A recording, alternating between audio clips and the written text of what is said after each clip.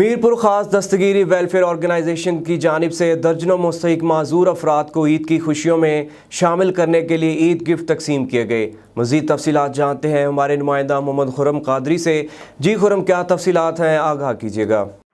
میرپور کا دستگیری welfare organization کی جانب سے درجنوں مستحق معذور افراد کو عید کی خوشیوں میں شامل کرنے کے لیے عید گفٹ تقسیم کیے گئے۔ ملک محمود صابری نے اپنے خیالات کا اظہار کرتے ہوئے کہا کہ خصوصی افراد معاشرے کا اہم حصہ ہیں، ہمیں انہیں اپنی خوشیوں میں شامل کرنا ہوگا تاکہ ان میں احساس محرومی نہ رہے۔ دستگیری ویلفیئر آرگنائزیشن کے منصور احمد، آصف خان، محمود صابری، منصور احمد اور دیگر نے مستحق معذور افراد میں عید گفٹ تقسیم کرنے کی تقریب سے خطاب کرتے ہوئے کیا۔ انہوں نے مزید کہا کہ ہم اکثر سنا کرتے ہیں کہ معذور افراد گلہ کرتے ہیں کہ ہمیں معاشرے نے کیا دیا، لیکن میں آپ سے پوچھتا ہوں کہ آپ نے معاشرے کو کیا دیا۔